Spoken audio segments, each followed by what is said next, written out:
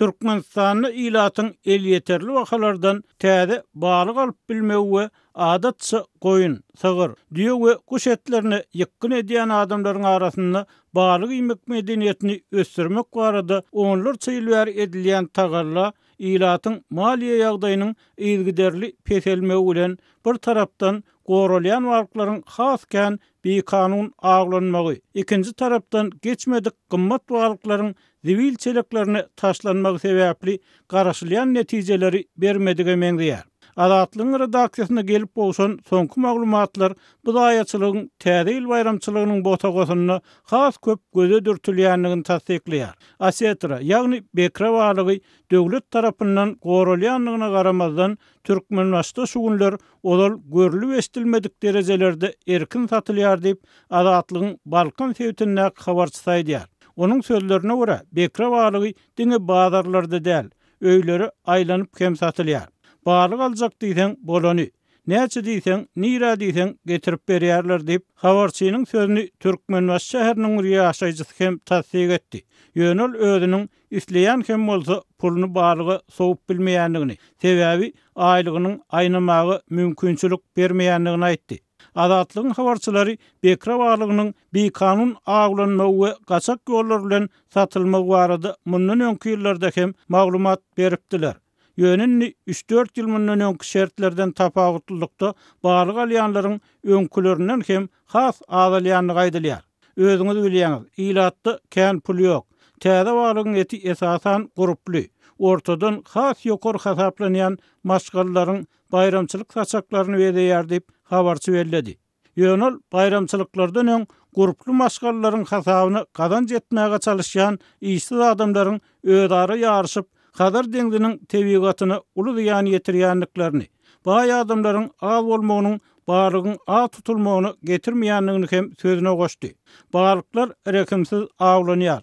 Türkmen kanunçylygy köplenç paraxorlugy esaslanan soň bu gymmat balygy arkaýyn aglaýan adamlar kanun goraýjylary bilen özara dil tapyşmaly bolýar. Bir kanun iş edýänleriň kanun goraýjylary satyn almagy hiç kim üçin sır däl. İngerwedi bir kanun aglanýan balyklaryň diňe 20% çemesi sowda tekçelerini çykarylyp satylýar. Olaryň 80% goly wagty geçip porsap başlanyny zivil çeleklerini taşlanýar diýip habarçy aýtdy. Wikipediýanyň maglumatlaryna görä, balygyň düýünden ýitip barýan görnüş hasaplanýan bekralar günorta Hadar deňdinine we Amderýanyň hemme ýerini duş gelýär. Garawum derýasyny, onuň urundaky suw howdanlaryny Sargamyş kölüne geçýär. Hadar we Amderýa döwlet gorawhanalaryny goralýan bekra balyklaryny tutmak, gadagan we köpeltmek üçin olary emeli suwlarda ösdürip ýetişdirmek maslahat berilýär. Ikinji tarapdan hünärmenleriň köpüsiniň pikirine görä bekra balyklaryny gorap saklamagyň ýene bir uğry beýleki balyklary köpeltmek, bazarda balyk golçulugyny we ardançylygyny döretmek bilen bagly. Türkmen mediýasy ýurdun emeli suw howdanlaryny balykçylyk ösdürmek üçin uly işleriň alınıp barylýanlygyny habar berýär.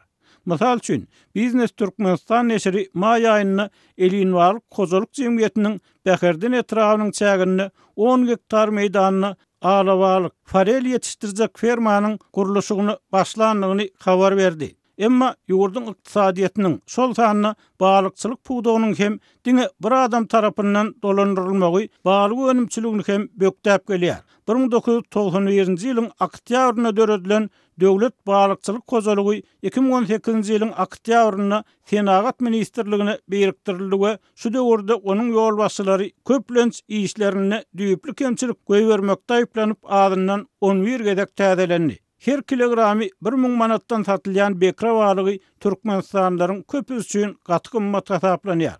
Bekra çpiliniň 1 kilogramy 4000 Amerikan dollary meçberine ýa-da 100.000 manat meçberine bahalanýar. Tutulmagy gadagan edilen balygyň bahasy onuň ýitip ýok bolmak howpuny hasam güýçlendirýär we hökümetiň bu ýagdaýa göz ýummagy köp adamy gynandyrýar. Sebäbi bu gidişde bekre geljek nesillere garma diýip adatlygyň habarçysy bilen anonimlik şertinde gurlaşan yerli hünärmen aýtdy. Adatlyk bilen gurlaşan Balkanly hünärmeniň sözlerine görä, balyklaryň oňluk gözli torlarda bekanun tutulmagy 30 ýyldan gowrak ýaşaýan bekreleriň has ýaş wagtlaryny helak bolmagyna getirýär.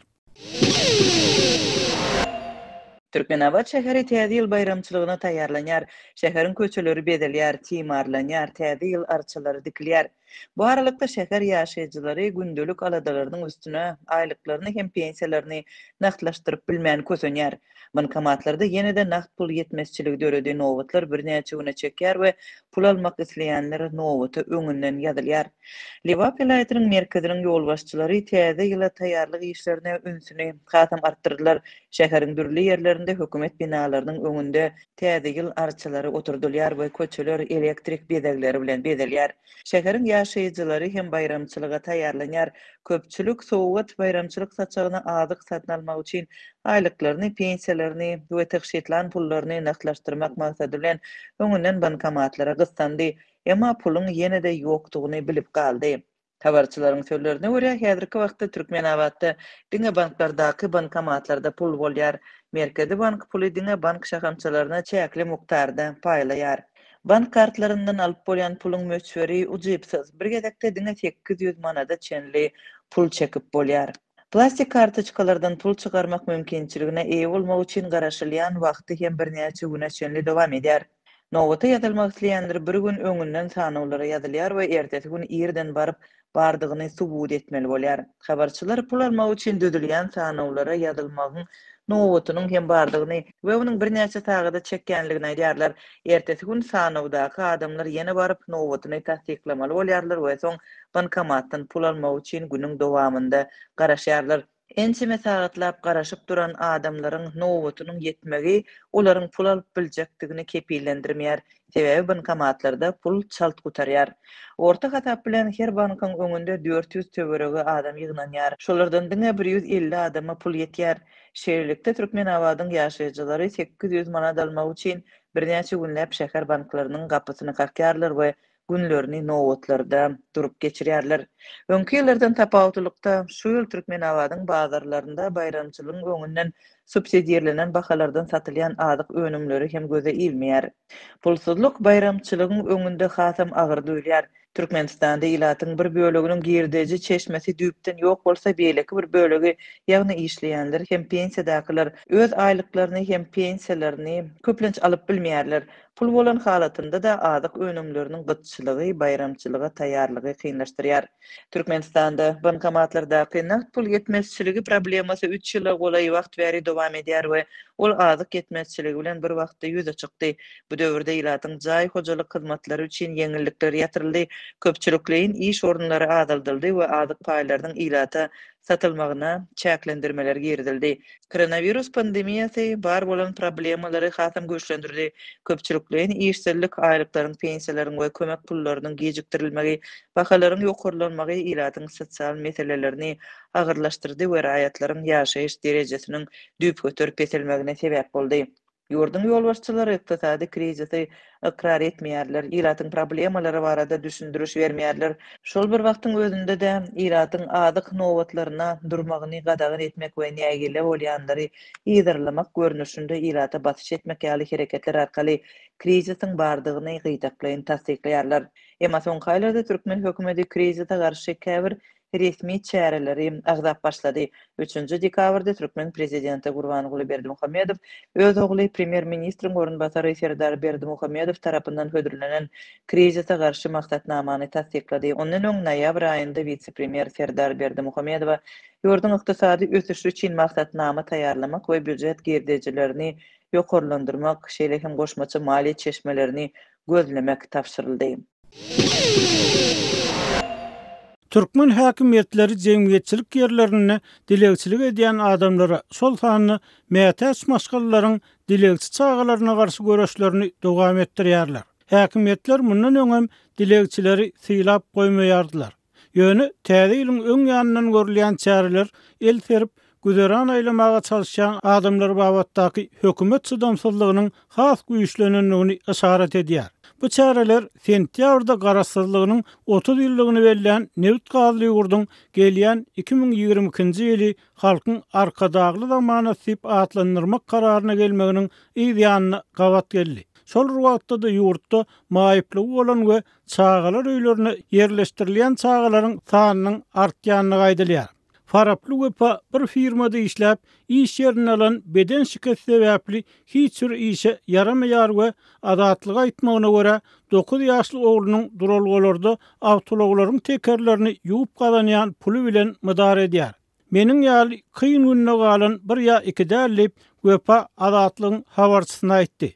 Türkmenistanyň paýtagtyna we sebitlerini, hususan Mar welaýatyny dilegçilik edip gün görýän raýatlar we häkimiýetleriň olary ýoğuz daraýşlary barada adatlyk radiýasy odalam habar beripdi.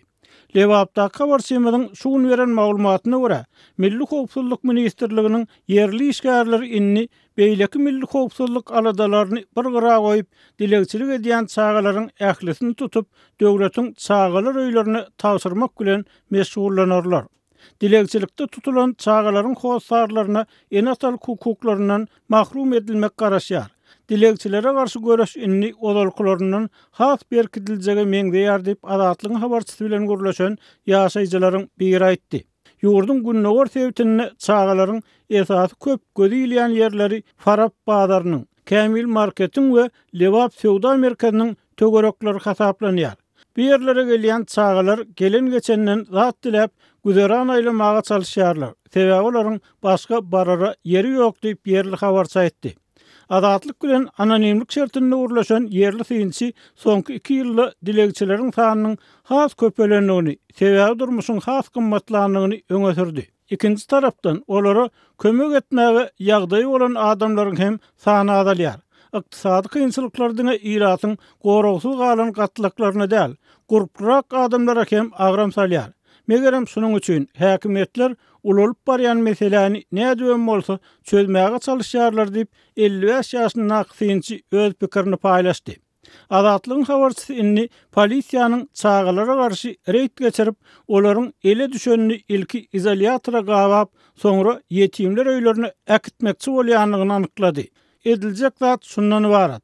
Yetimler öýlerini tapşyryljak çağalar barada yerli kadiyetlere karar çykardarlar diýip radiýanyň habarçysy öz çeşmesine salgylanyp aýtdy. Adatlygyň habarçysy dilegçilik edýän çağalaryň bir näçesi bilen gurrundaş boldy. Olaryň bir böleginiň enatalary daşary ýurtlara gazanç etmägden adamlar bolsa, beýleki bir böleginiň enatysy maýyp ýa-da saglyk ýagdaýlary sebäpli işläp çağalaryny ekläp bilmeýän adamlar. Dilegçilik edýänler esasan 7-12 ýaş aralygyndaky çağalar. Olaryň bir topar diňe özlerini näl, enatalaryny hem eklemeli bolýar diýip habarçy aýtdy. Türkmen kanunlaryny ýurdun esasy baýlygynyň adamdygy, döwletiň adam üçin gaýdalýar we iratyň durmuş goragynyň kepillendirilýänligi öňe sürilýär. Şonuň bilen bir wagtda Türkmenistanyny döwlet idegine mätäç maýyp çağalaryň hem sanynyň köpelýänligi habar berilýär.